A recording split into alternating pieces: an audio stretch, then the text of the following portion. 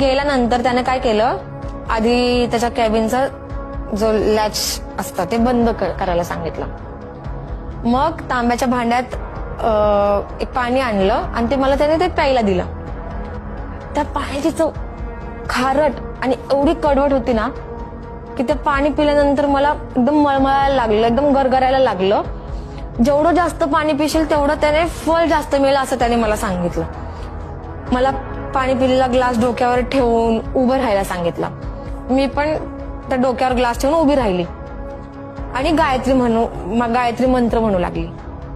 माझं डोकं जड झालं होतं. कॅप्टननं केबिनची सगळी लाईट बंद केली आणि मग तो मला म्हणला की मी कृष्णाचा अवतार आहे आणि तू माझी राधा आहेस, असं सारखं माझ्या कानाजवळ तो पुटपुटत होता. मग ना त्यानं माझ्यावर जबरदस्ती करायला सुरुवात केली. माझं डोकं जड झालं.